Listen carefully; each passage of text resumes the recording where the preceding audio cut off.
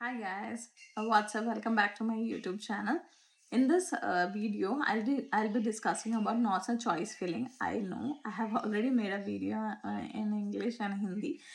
This is for Malayali audience who can't understand Hindi. So I'll be making this video in Malayalam. Okay, അപ്പോൾ നമുക്ക് തുടങ്ങാം. അപ്പോൾ ഇന്നത്തെ നമ്മുടെ വീഡിയോ എന്ന് വെച്ചാൽ നോസ് ചോയ്സ് ഫീലിങ്ങിനെ കുറിച്ചാണ്. അപ്പോൾ നോസ് ചോയ്സ് ഫീലിങ്ങിൽ എന്തൊക്കെ കാര്യങ്ങൾ നിങ്ങൾ മൈൻഡിൽ വെക്കണം? ഓക്കെ, അപ്പോൾ നമുക്ക് തുടങ്ങാം. ഫസ്റ്റ് പോയിന്റ് ഡിസ്റ്റൻസ് എത്രയാണ് നമ്മുടെ വീട്ടിൽ നിന്ന് നിങ്ങൾ സെലക്ട് ചെയ്യുന്ന എയിംസുമായിട്ട് എത്ര ഡിസ്റ്റൻസ് ഉണ്ട്? ബിക്കോസ് നമുക്ക് കേരളത്തിൽ എയിംസ് ഇല്ല.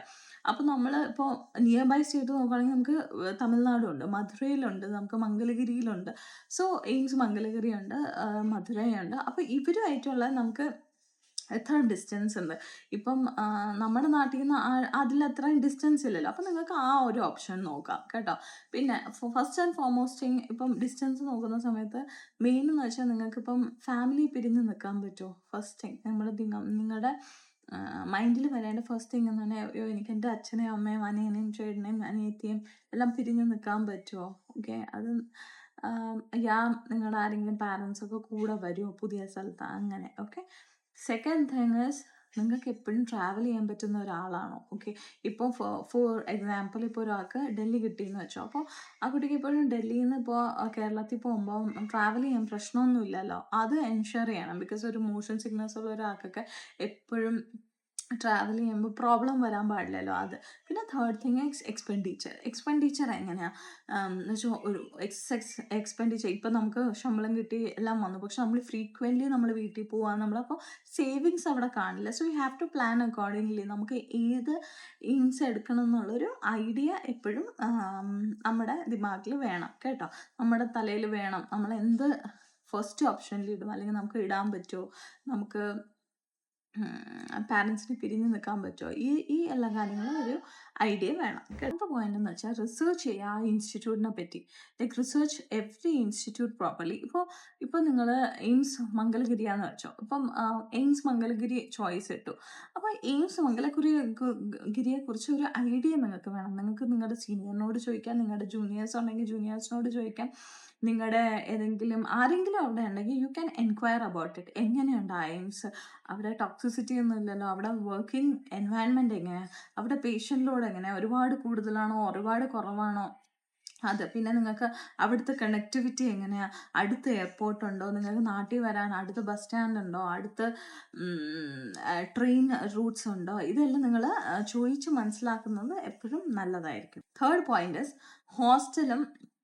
Hostel and married accommodation married quarters അവിടെ അവൈലബിൾ ആണോ? ഓക്കെ, ആ പെർട്ടിക്കുലർ ഇൻസ്റ്റിറ്റ്യൂട്ടിൽ.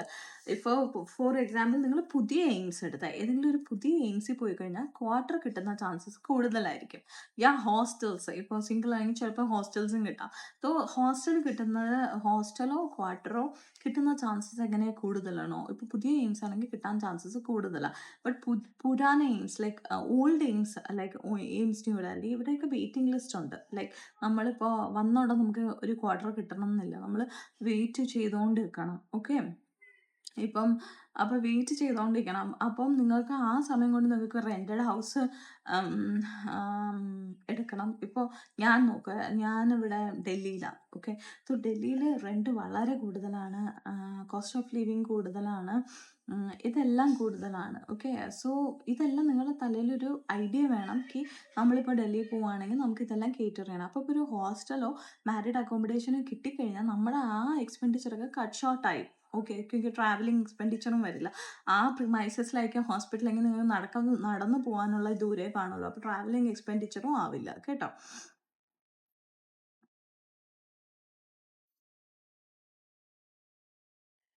ഫോർത്ത് പോയിന്റ് നിങ്ങൾ മൈൻഡിൽ വെച്ചേക്കേണ്ടതായിരുന്നു പ്രൊമോഷൻ ആൻഡ് ലേണിംഗ് ഓപ്പർച്യൂണിറ്റീസ് എങ്ങനെയാണ് ആ പെർട്ടിക്കുലർ ഇൻസ്റ്റിറ്റ്യൂട്ടിൽ. ഇപ്പോൾ പ്രൊമോഷൻ പുതിയ എയിംസുകളിൽ, ലൈക്ക് എയിംസ് മധുര പുതിയതാണ് അല്ലേ? അപ്പോൾ ഈ പുതിയ എയിംസിൽ പ്രൊമോഷൻ ചാൻസസ് എപ്പോഴും കൂടുതലായിരിക്കും compared to old AIIMS Delhi AIIMS ഉണ്ട്, ഒരുപാട് എയിംസ് ഉണ്ട്. മംഗലഗിരി കുറച്ച് പഴയതാണ്. സോ അവിടെയൊക്കെ പ്രൊമോഷൻ പെട്ടെന്നാവുന്നുണ്ടോ അതോ ഒരുപാട് സമയം എടുക്കുന്നുണ്ടോ? കാരണം നോക്കിയാൽ ഇപ്പോൾ എയിംസ് ഡൽഹിയിലെ കാര്യം പറയുകയാണെങ്കിൽ അവിടെ ഒരുപാട് സീനിയേഴ്സ് ഉണ്ട്. ലൈക്ക് അവർ 10-15 ഇയേഴ്സ് ആയാൽ പോലും അവരെ SNO ആവുന്നില്ല. ഓക്കെ, കാരണം അത്രയ്ക്കും അവിടെ വെയിറ്റിംഗ് ലിസ്റ്റാണ്. അപ്പോൾ വെയിറ്റിംഗ് ലിസ്റ്റ് എന്ന് വെച്ചാൽ വളരെ ലോങ് വെയിറ്റിംഗ് ലിസ്റ്റ്. ഓക്കെ, ഞാൻ അക്സെപ്റ്റും ചെയ്യുന്നു, ബിക്കോസ് അവർ all hard working, very hard working. അപ്പം ഒബ്വിയസ്ലി സീനിയേഴ്സിന് തന്നെ പ്രൊമോഷൻ കൊടുക്കണം. അപ്പോൾ നിങ്ങളിപ്പോൾ പ്രൊമോഷൻ ഓറിയൻറ്റഡ് ആണെന്നുണ്ടെങ്കിൽ go to a new AIIMS and learning opportunities നോക്കുകയാണ്, പഠിക്കണം. ഇപ്പോൾ ഞാനൊരു ഫ്രഷറാണ്, പക്ഷെ എനിക്ക് സ്കിൽ ഡെവലപ്പ് ചെയ്യണം എന്നാൽ ഡെവലപ്ഡ് ആയിട്ടുള്ള ഒരു എയിംസിൽ പോവുക. സ്റ്റാർട്ടിങ് എയിംസിൽ പോവാതെ ഒരു നല്ല വെൽ എസ്റ്റാബ്ലിഷ്ഡ് എയിംസിൽ പോവുക. സോ ദാറ്റ് നിങ്ങളുടെ ഹാൻഡ്സ് ഓൺ നല്ലതാവും. ഓക്കെ, ഹാൻഡ്സ് ഓൺ നല്ലതായി കഴിഞ്ഞാൽ പിന്നെ നിങ്ങൾക്ക് ഇപ്പോൾ അബ്രോഡൊക്കെ പോകണമെങ്കിൽ ആ experience will work. Don't ignore the cost of living. Cost of living of different cities are different. Like Delhi, the cost of living compared to a wise city like നാഗ്പൂരിൽ കുറച്ച് കോസ്റ്റ് ഓഫ് ലിവിങ് കുറവായിരിക്കും, എന്നാൽ ഡൽഹിയുടെ cost of living will be more. അപ്പോൾ നിങ്ങൾ cost of living എപ്പോഴും മൈൻഡിൽ വെക്കുക.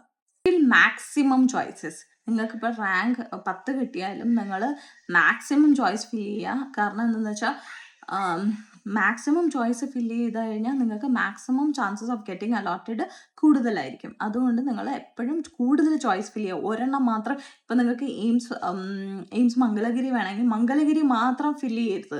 അതൊരു വളരെ തെറ്റായിരിക്കും. ബിക്കോസ് ചിലപ്പോൾ ഒരു എയിംസ് നിങ്ങൾക്ക് കിട്ടാതെ വരും. അതുകൊണ്ട് നിങ്ങൾ ചോയ്സ് ഫില്ല് ചെയ്യുമ്പോൾ എല്ലാ എയിംസും ഇടുക അക്കോർഡിംഗ് ടു യുവർ പ്രിഫറൻസ്. അപ്പോൾ അടുത്ത പോയിന്റ് അതാണ്, fill preferences according to your choice or your priority. Okay, അപ്പോൾ നിങ്ങൾ അടുത്ത പോയിന്റ് അത് തന്നെയാണ്. അപ്പോൾ ഫസ്റ്റ് പ്രിഫറൻസ് ഉള്ളത് ഫസ്റ്റിൽ വെക്കുക, സെക്കൻഡ് പ്രിഫറൻസ് ഉള്ളത് സെക്കൻഡ് വെക്കുക, തേർഡ് പ്രിഫറൻസ് ഉള്ളത് തേർഡിൽ വെക്കുക. Okay, 8th point is take advice but decide your self. Like നിങ്ങൾ എല്ലാവരെയും കേൾക്കുക ഒപ്പീനിയൻ, പക്ഷെ അറ്റ് ലാസ്റ്റ് നിങ്ങളുടെ ഒപ്പീനിയനാണ് മാറ്റർ ചെയ്യുന്നത്. അപ്പം നിങ്ങൾക്ക് ഇഷ്ടമുള്ള എയിംസ് തന്നെ നിങ്ങൾ എടുക്കുക. ഗഡ് ഫീലിംഗ് ഫാമിലിയായിട്ട് ഡിസ്കസ് ചെയ്യുക, എല്ലാവരുമായിട്ട് ഡിസ്കസ് ചെയ്യുക. അറ്റ് ലാസ്റ്റ് നിങ്ങളുടെ ഗഡ് ഫീലിംഗ് എന്ത് പറയുന്നോ ആ എയിംസിന് പോവുക കേട്ടോ. ഫാമിലിയായിട്ട് ഒബ്വിയസ്ലി ഡിസ്കസ് ചെയ്യണം, ബിക്കോസ് ദേ ആർ അവർ പാരൻസ്. ആൻഡ് പാരൻസ് എന്ത് പറയുന്നു ആൻഡ് നിങ്ങളുടെ ഗഡ് ഫീലിംഗ് എന്താണ് അതുമായിട്ട് അസംബിളായി ഒരു എയിംസ് എടുക്കുക. ഓക്കെ, ചോയ്സ് ഫില്ല് ചെയ്യുമ്പോൾ നന്നായിട്ട് ആലോചിച്ച് ചോയ്സ് ഫില്ല് ചെയ്യുക. ബിക്കോസ് ഇതാണ് നിങ്ങളുടെ ഫ്യൂച്ചർ. നിങ്ങൾ ഇപ്പോൾ ഡിസൈഡ് ചെയ്യുകയാണ് എനിക്ക് 25-30 വർഷം അവിടെ തന്നെ നിൽക്കണം റിട്ടയർമെൻറ്റ് വരെ എന്നുണ്ടെങ്കിൽ നിങ്ങളുടെ എന്ന് വെച്ചാൽ ഒരു സീറ്റ് കിട്ടണം എന്നല്ല. ചോയ്സ് ഫില്ലിങ്ങിൻ്റെ അർത്ഥം ചോയ്സ് ഫില്ല് ചെയ്യുക, അത് നിങ്ങളുടെ ഫ്യൂച്ചറിനെ ബേസ് ചെയ്തായിരിക്കും.